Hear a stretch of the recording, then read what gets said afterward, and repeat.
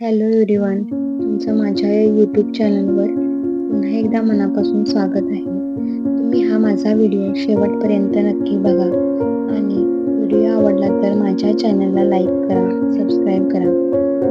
माझ्या आयुष्यातला माझा पहिला फॅशन शो हा खूप छान झाला, खूप छानही वाटले. पण माझं मन मात्र माझ्या आईला शोधत होतं, आजही शोधतं.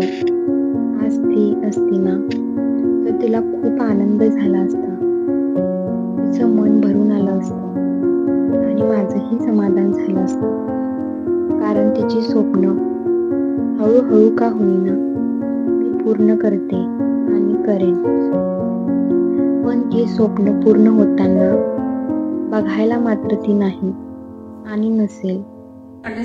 मलाही तिच्या चेहऱ्यावरचा आनंद बघायचा होता आणि कायम राहील. देवाकडे प्रार्थना करेन की माझ्या आईसाठी मला पुन्हा तिच्या पोटी जन्माला ती स्वप्न पूर्ण करताना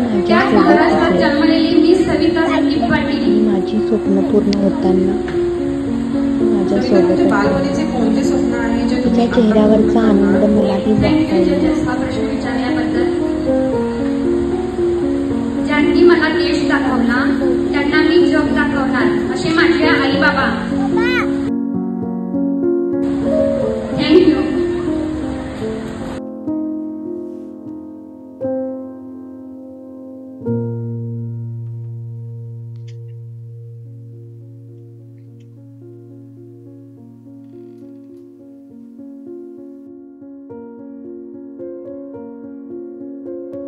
आज जे काय करते ते तिच्यामुळे, कारण ती नेहमी मला सपोर्ट करायची.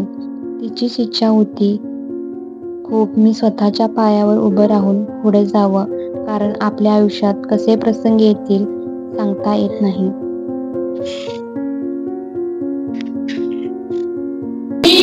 दोन कंटेस्टंटना बोलवते. नंबर 7 पुढे यायचं आणि नंबर 18 पुढे यायचं. पुढे या. कोण असेल विनर?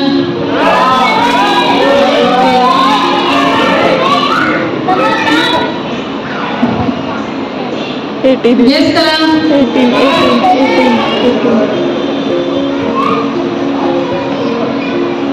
कोण असेल? ही असेल का विचारते?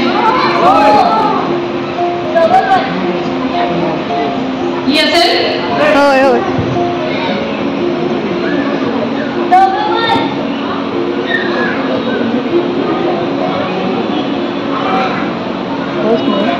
सेकंड.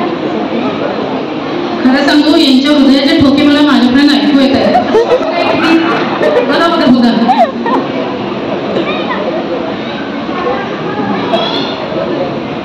कुणाला गडबड लागली आहे ती?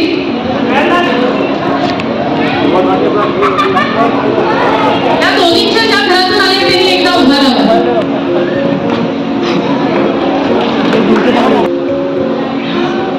घरची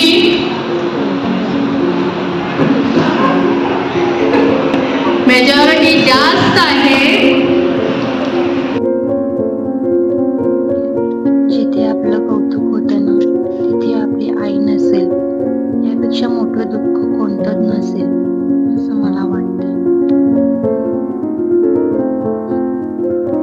तुम्हीही तुमच्या आई बाबांची स्वप्न पूर्ण करा.